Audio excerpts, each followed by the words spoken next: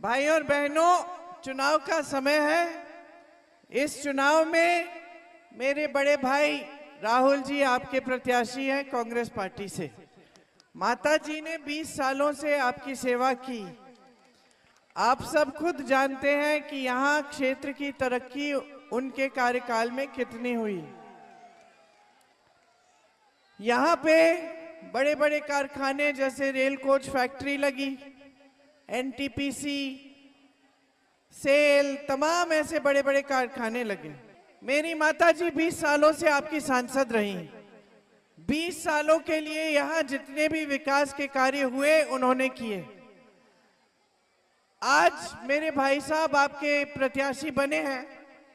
वो पहले अमेठी के सांसद होते थे, उन्होंने अमेठी में भी बहुत काम कराए और मेरे पूरे परिवार के कार्यकाल में यहाँ बहुत बड़े बड़े जो विकास के कार्य हुए, आपने खुद ही देखा कि किस तरह से पूरे क्षेत्र की अर्थव्यवस्था बदली। जैसे लालगंज में जो रेल कोच फैक्ट्री बनी, उससे फिर उस समय लोग कहते थे कि इस फैक्ट्री के बनने से क्या होगा, लोगों को रोजगार भी नहीं मिलेगा, लेकिन रोजगार भी मिला और ऊपर से पूरी जो आसपास की का क्षेत्र है उसकी अर्थव्यवस्था भी मजबूत हुई। छोटी छोटी दुकानें बनी, अस्पताल बने, तमाम ऐसी चीजें बनी जिनसे आपका फायदा हुआ। तो देखिए, जो राजनीति आपने यहाँ रायबरेली में देखी है उसकी एक अलग सभ्यता रही है हमेशा। आप ही ने शुरू कराई, क्योंकि आप यहाँ की जो जनता है बहुत जागरूक जनता है। यहाँ आपने 100 साल पहले भी अंग्रेजों के खिलाफ यहाँ के किसानों ने आंदोलन किया। तो एक जागरूकता, एक राजनीतिक चेतना है जो आप में बहुत मजबूत है, हमेशा रही है। तो आपको गर्व होना चाहिए कि आपने यहाँ से जो अपने सांसद और आपके बीच में जो रिश्ता बनाया, जो रिश्ता जोड़ा, वो सिर्फ राजनीतिक रिश्ता नहीं था, लेकिन प्रेम, आदर, समर्पण का रिश्ता भी रहा है। और उस वजह से जो सांसद रहा है, चाहे बड़ी सी बड़ी इंदिरा जी जैसी हस्ती हो, प्रधानमंत्री रही हो, लेकिन वो सब समझते थे कि आपके प्रति वो जवाबदेही है। मतलब कि आपके लिए काम करके कर देना है, और अगर काम नहीं करेंगे तो आप नाराज हो जाएंगे और हो सकता है आप समर्थन ना दें। ये जो नेता में ये जानना बहुत जरूरी होता है, क्योंकि सत्ता मिलने से अक्सर ये हो जाता है कि नेताओं में अहंकार बहुत हो जाता है।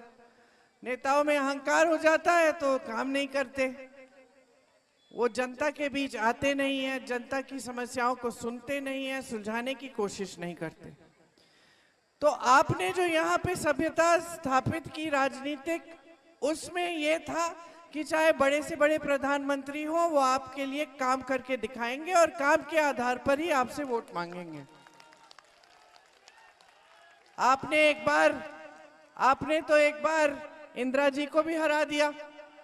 आपको उनकी नीति पसंद नहीं आई, आपको लगा कि आपके लिए सही नीति नहीं है, तो आपने चुनाव हरा दिया।